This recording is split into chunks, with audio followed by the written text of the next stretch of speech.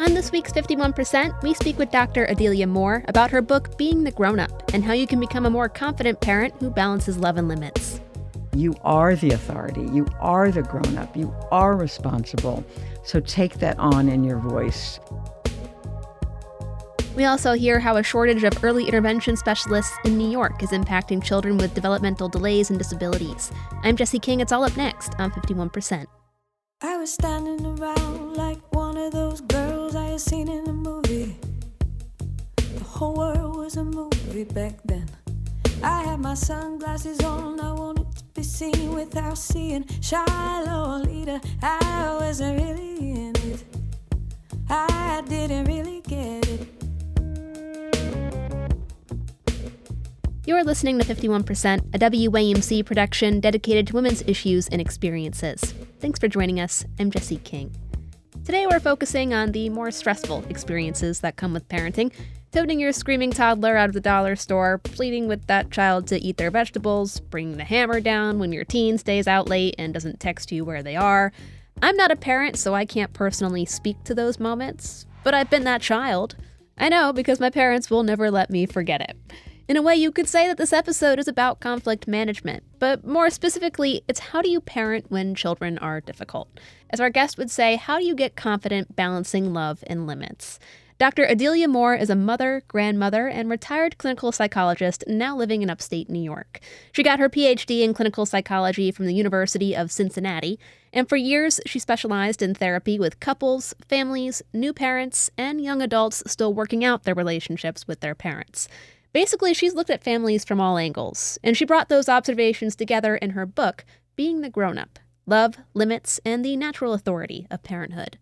And it became clear to me at a certain point that whatever techniques and strategies parents were choosing and felt were sympathetic to their view on life, they would often say, it doesn't work. And I worked with homeless parents, and I worked with Wall Street parents, so it wasn't a class thing or a education thing. It was something else. And so I became curious in, well, what was it?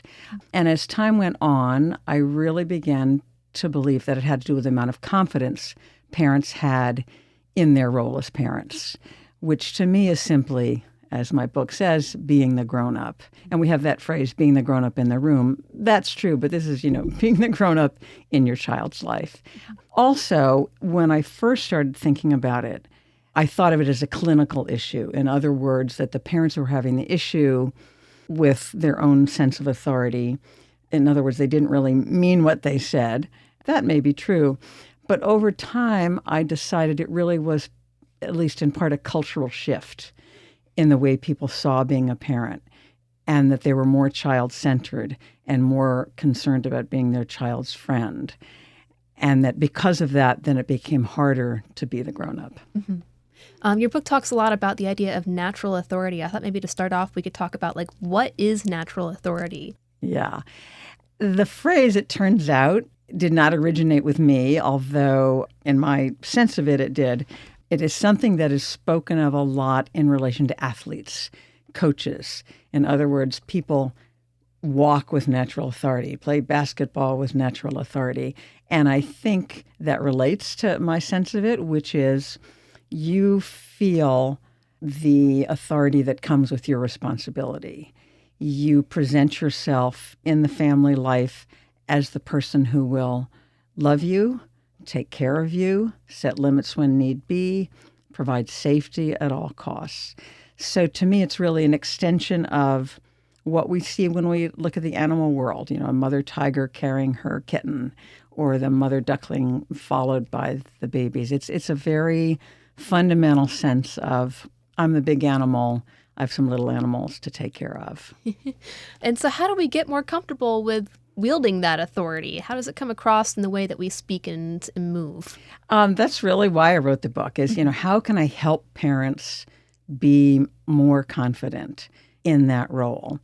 And it was a hard book to write because it's not a linear idea. It's not absolutely there's this bottom line and it goes here and here and here. It's more of a kind of a hub. And at the center of the hub is the parent and the child and the relationship that they have. And then the relationship is affected and shaped by many things, by temperament.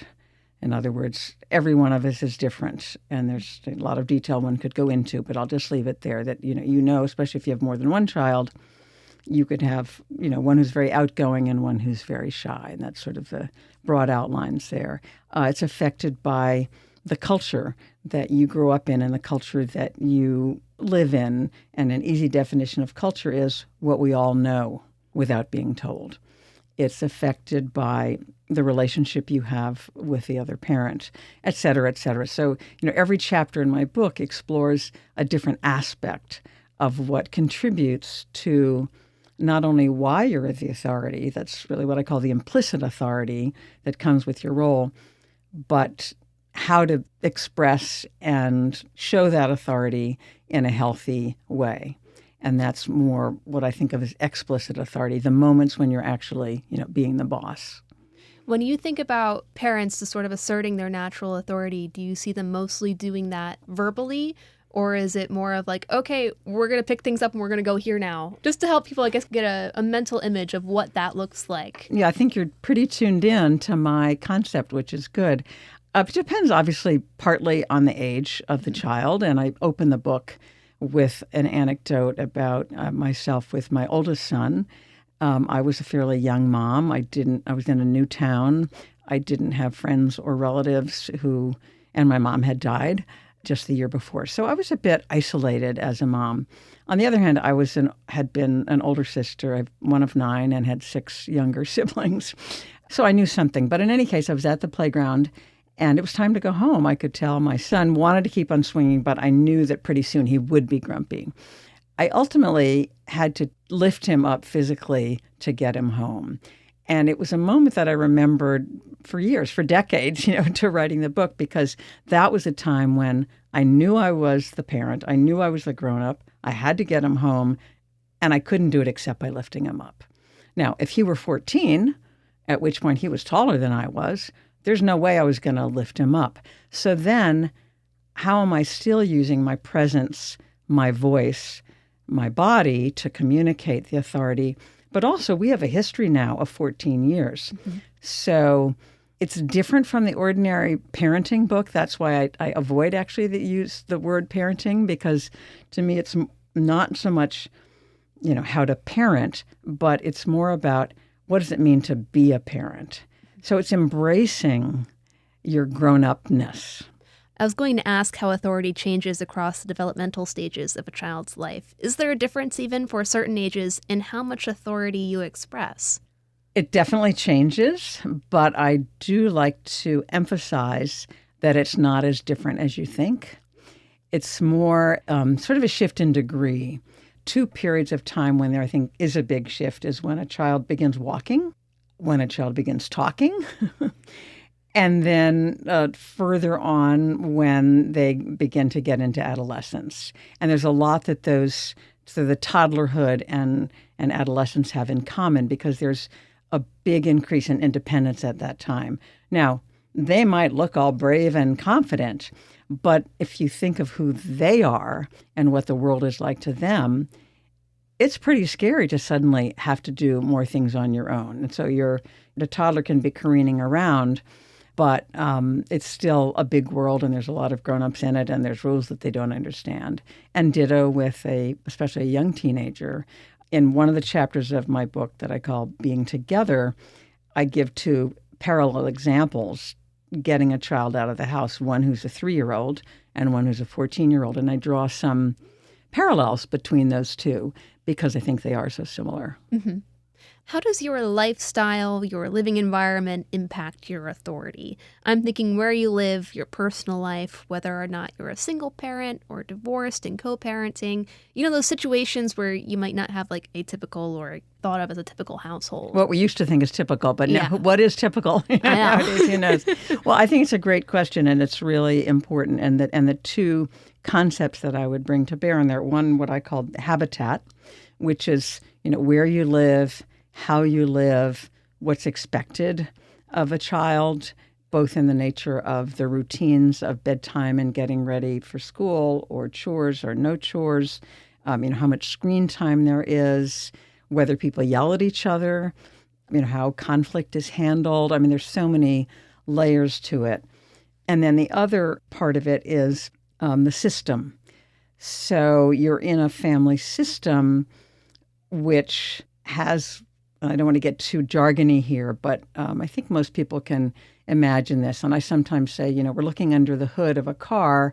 There's different parts to the system. There's the parents, there's the child or more than one child, and how do they work together?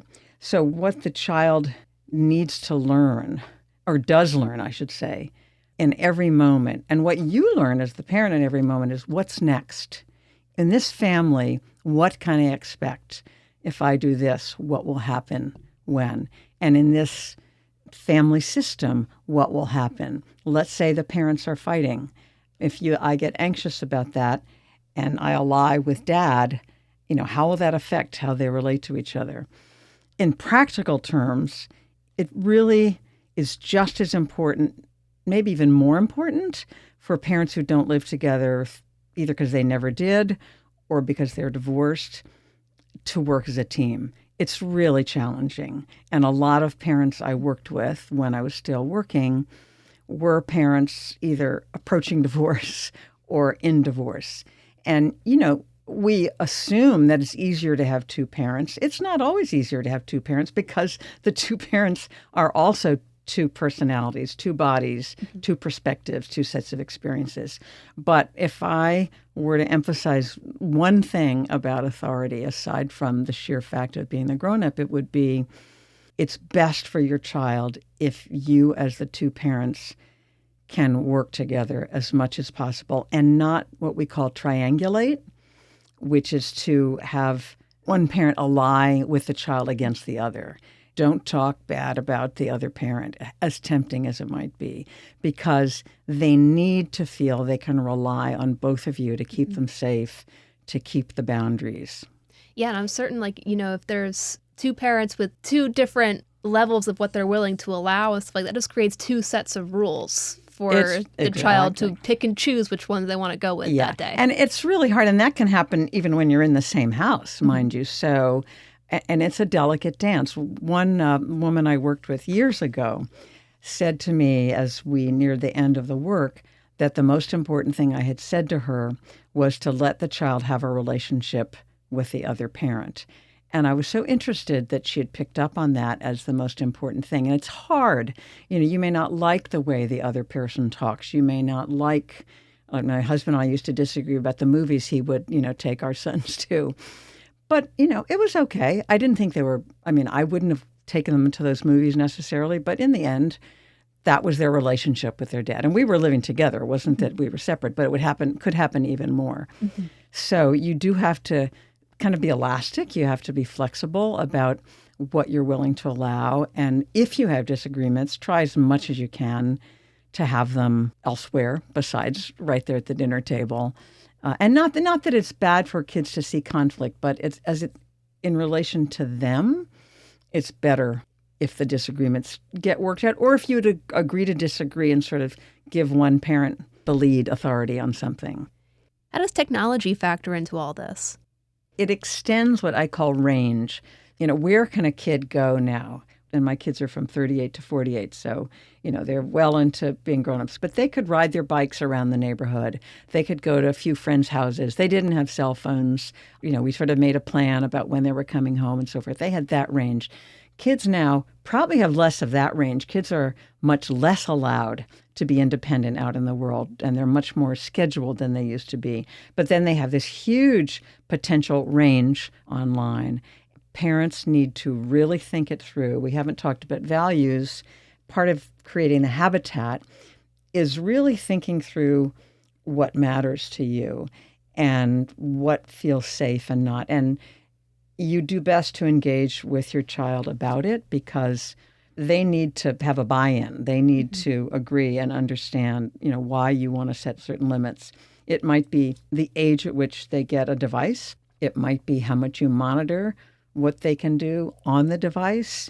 It might be a limit amount of time. There's so many ways. But in the end, it's just the same as everything else because it's a conversation about who they are, how they're developing, what the boundaries are, what you can have authority about. For instance, with a teen, you may need to make deals. Like, you're not going to have so much influence over what they wear, but you can say, I am not going to let you spend more than a certain amount of time on TikTok, or, we're going to have a real conversation about the dangers of selfies and nudity and all that stuff. I mean, it is a more dangerous world, I think, even though I think parents, this isn't probably true, I'm sure parents perceive the dangers both in the neighborhood as well as the internet. But sometimes it seems as if people are more focused on the dangers about taking a bike ride than they are about getting on Instagram or TikTok. We're speaking with Dr. Adelia Moore, author of Being the Grownup.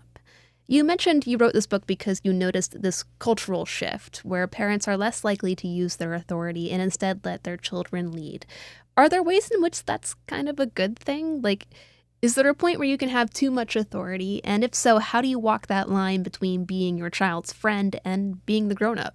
Yeah, this is where we're really getting into something. It's the more traditional way of thinking of authority, which is more like discipline. When I'm talking about authority, I'm talking about something broader and more all-encompassing, not just those moments that require some kind of disciplinary intervention. Yeah. And again, not to get too deep in researcher jargon, but there was a very famous and important developmental psychologist in the 60s, Diana Baumrind, who was the one who came up with the term authoritative parenting. And what that was, in her view, was high demands, but also high responsiveness. If you have too many demands and not enough responsiveness to who your child is and what their needs and personality are, that's not good. But if you have too few demands and too much responsiveness, things get out of balance too, where the child is too much in charge. And that, you may think they want it, they may think they want it, but in the end, they want you to be the parent. And I've seen kids in a therapy session with a parent say, I want you to be the mom. I want you to tell me what to do. And the parent is kind of shocked, but they're longing for something they can rely on. I'm certainly no expert. I mean, I don't have children of my own. But when I hear people talking about parenting online, you see so many different styles being thrown around. Right now, what I see a lot of is something that I guess is called like gentle parenting. I was wondering if you have any thoughts on some of those different parenting styles and whether they make a difference at the end of the day. Yeah, and honestly, I'm not up to date on all of the different ones, but I have come across that. There's also attachment parenting, evolutionary parenting. I think what those models are keyed into is the importance of sensitivity to who your child is. I think there's a danger in not seeing the parents truly as grown-ups, but in the best ones, I think they are both recognizing the parent's authority in my sense of, being the grown-up, you're responsible, but also saying you don't have to do it by yelling. You don't have to be harsh. And that's important for people who are hesitant. And that's where your one of your previous interviews, that woman who wrote Permission to Speak, Samara Bay, I think, when she talks about the importance of the voice and your tone of voice, to me, that is one of the fundamental aspects of natural authority. And it can be gentle, but also be persuasive. About attachment parenting, I worry that there's a message that attachment is something that needs a lot of fostering and facilitation. In fact, it's a very natural phenomenon when the child, by the end of the first year, has chosen you as his a security blanket, as it were, doesn't want to be separated from you, wants to know where you are at all times. And it's two ways. It can go wrong. There's no doubt about it. But generally speaking, it doesn't go wrong. It's a natural process. So I worry when people feel they have to encourage it too much, that they're going too far towards worrying about the child. Another little, this is a very small thing and might seem unrelated, but I notice a lot of parents speak to their children and end up with okay at the end, which to me is kind of like, well, wait, are you telling him to do something, or are you getting his permission? Are you finding out if he'll eat his dinner or, put his socks on? And it's what in linguistics, I think it's called a tag, and it's a mitigation of what you just said. That's a way, if that's what gentle parenting means, no. You want to be responsive to who the kid is, but you don't want to put the child in charge. It's funny that you say that because I feel like I say that just in my normal day-to-day conversations, like all the time. Yeah. And I'm trying to get better at not doing that so much and just saying what I want to say. And, we haven't talked about, gender or mothers, fathers. I think that's a place where it might be apt to talk about it.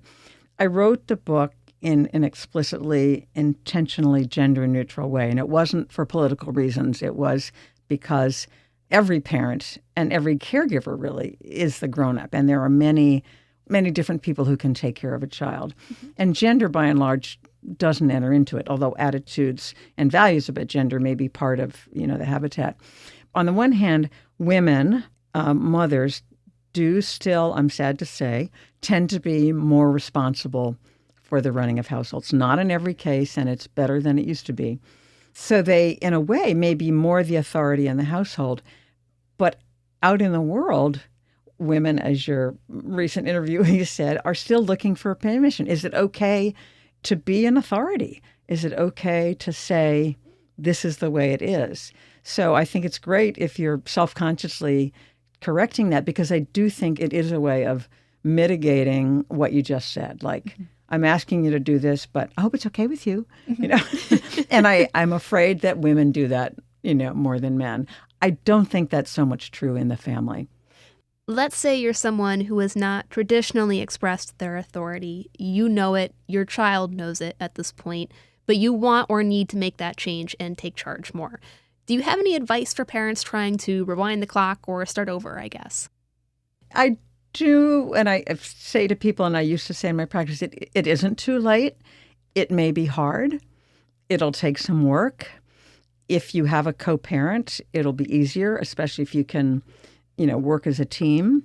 One thing to remember is that it's not any one instance, but it's the patterns that you set. So let's say, and I've had families like this, you had a 15-year-old and the parent had not been particularly authoritative, had tended to let the child have her way. I would, in that case, I might get outside help, even if it was short term, but I would at least try to, do a little research, maybe do some thinking.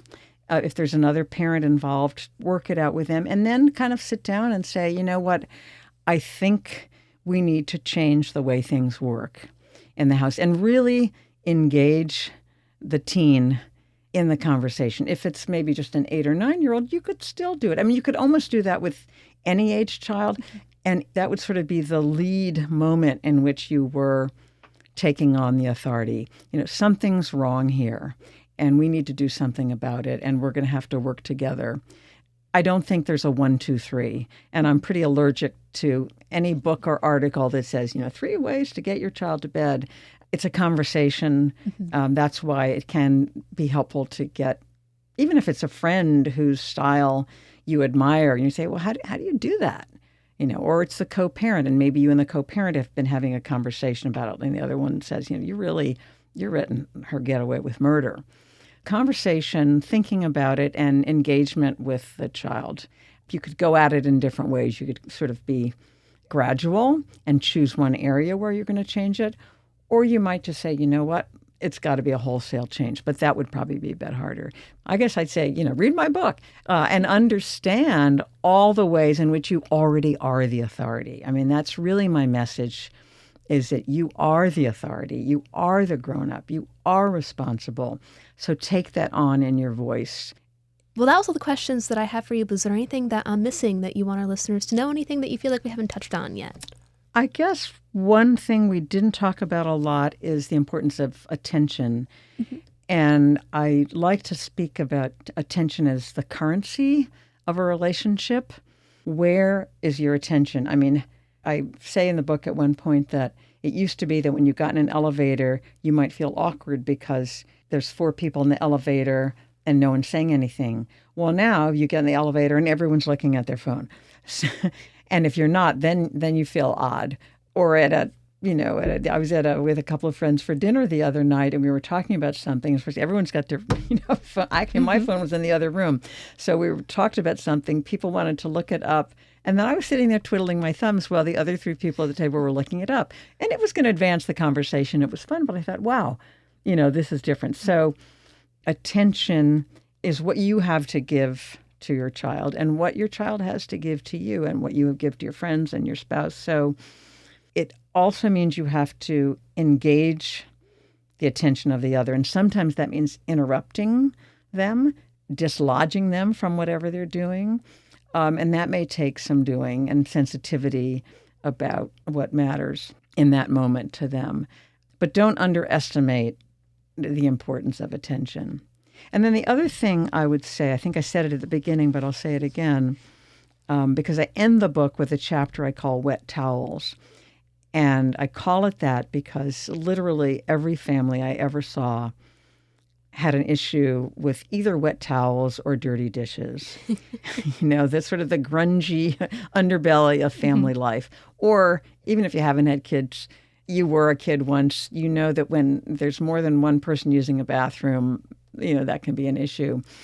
And I decided to use that as my final example and show how every single thing I had talked about in the book, the habitat, attention, the moments of authority when you intervene, the family system, the temperament, and all these things all could be shown to relate to what's going to happen to the wet towel.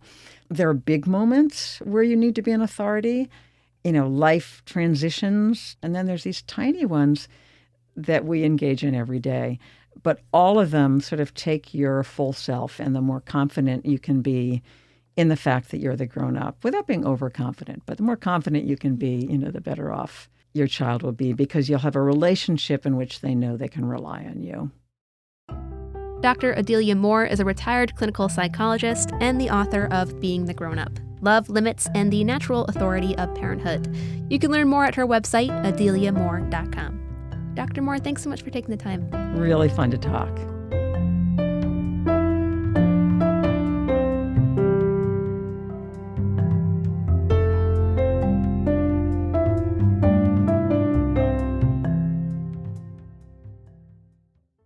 The stress and isolation created by the COVID-19 pandemic intensified the demand for mental health providers across the country. Yet, according to the Association of American Medical Colleges, the U.S. has been struggling with a shortage of mental health professionals for years, even before lockdowns and remote schooling. In New York State, there's a concerning shortage of early intervention providers, therapists who work with young kids on their speech and movement. What does that mean? Well, infants and toddlers with developmental delays and disabilities are having to wait longer and longer to receive services. North Country Public Radio's Amy Feiereisel reports. Say you're the parent of a 2-year-old child and you notice that there's something going on with their speech. Maybe they have a lisp or they stutter. There's something you can do about that. It's called early intervention, and it's a federally mandated service. You can make a call, have your child evaluated to see if they have a disability or developmental needs. If they do, you'll get connected to services like speech and physical therapy. The whole idea is to get kids help early, says Christy Bitzrutzik, the Healthy Step specialist at Mountain View Pediatrics in Plattsburgh. She says it's amazing how quickly young children can make progress. Watching the children make that progress is why we all do it. It's why we do it, because we know it works. And she says it's a lot easier to tackle developmental issues in younger children. So if we have a child who is struggling in the birth to 3 range and not getting services, then by the time they turn 4 and can access services through the preschool program, habitual behaviors are probably set in, and the child is really going to be will be much more delayed than if we were able to intervene sooner. Thus, the name, early intervention. But here's the problem. Therapists are leaving, and there aren't enough left to work with all the children who have needs. That's happening across the state. So we are just in a real predicament right now. That's Rebecca Kelly. She manages early intervention services for Lewis County Public Health. Kelly says they're in crisis. 30% of their kids are on wait lists for speech therapy, for counseling. I have a kid that's been on the wait list, number 1 on the wait list, since June. To deal with that, many counties are offering certain therapies online, but Kelly says that doesn't always work. A toddler or an infant is not going to stay engaged with a screen, where a therapist can follow them around the room and engage in what they're doing. But teletherapy has played a role that at least it's better than nothing. Nothing is what a lot of kids are getting right now. And that's scary because there's another big problem. Kelly says that the kids they're seeing now, who were born during the COVID-19 pandemic, have more severe developmental delays. They need more help, but many are not getting it. We've identified that the child does have developmental delays, and then we have to break the news to parents that we just don't have a provider. So I lose sleep over those kids. There just aren't enough therapists, and that's because they're leaving early intervention. Since September, we have lost 3 providers to school districts, and I can't blame them at all. School districts offer health care and retirement and a salary. Early intervention doesn't, and actually treats providers like contractors. They're paid hourly at a state-determined rate that, adjusted for inflation, is half of what it was 20 years ago. And they're only paid for time spent with a child, which doesn't account for everything else involved, says Kate Ryan, a former speech-language pathologist and behavior analyst. It's not just spending the time with the child. It's also communicating via text or phone or email with other therapists. It's writing the notes. It's writing the reports. Today, Ryan is the director of the Adirondack Birth to 3 Alliance, a group that advocates for more resources for early childhood. She says another reason New York is losing therapists is that the early intervention program doesn't reimburse mileage. That's a problem in rural counties where therapists often travel long distances. The reality is there are not there are very few new therapists either relocating to our area or choosing to stay in early intervention and preschool. I know one of our local agencies just lost 3 physical therapists who all chose to move to Colorado. Colorado pays a lot more than New York. Ryan says that needs to change. A statewide coalition called Kids Can't Wait is campaigning for an 11% pay rate increase for providers this year. I think it's an important first step to highlight the needs of early intervention to hopefully build the momentum to get, providers and families more of what they need. The dream would be to turn early intervention providers into state employees, says Christy Bitzrutzik. Retirement, salaries, paid time off. That's the best solution she sees for the very real crisis of care that's unfolding now. I think the house of cards was crumbling, and now it's crumbled. It's coming to a climax because kids are on wait lists for over a year now. Those wait lists are taking a big emotional toll on people like Rebecca Kelly in Lewis County. She was nearly in tears when we spoke. I know there's no immediate fix, but we can't continue this way. Our kids are suffering. She has a long list of very young children. They and their families are waiting for help. For WAMC News, I'm Amy Feiereisel. You've been listening to 51%. 51% is a national production of WAMC Northeast Public Radio in Albany, New York. It's produced and hosted by me, Jesse King. Our associate producer is Jody Cowan. Our executive producer is Dr. Alan Chartock. And our theme is Lolita by the Albany-based artist Girl Blue. A big thanks to Dr. Adelia Moore and Amy Feiereisel for contributing to this week's episode. To learn more about our guests and the topics discussed on this show, check us out at our flagship station's website. That's WAMCpodcasts.org. We hope you'll join us next week. Until then, I'm Jesse King for 51%. I was every single girl, I was nobody else, I was so sure of myself. I was 15 and a half, he was a hollow laugh. And I lost my cool somewhere along the way. The nightmare down the hallway, I had to learn how to look away. I lost my cool, no electricity, hot rain on the concrete, sweet melting little girl dreams. They said, oh, I want a big life, not a house I could have been like. Where are you taking me? Where are you taking me? They said everything I do, I feel farther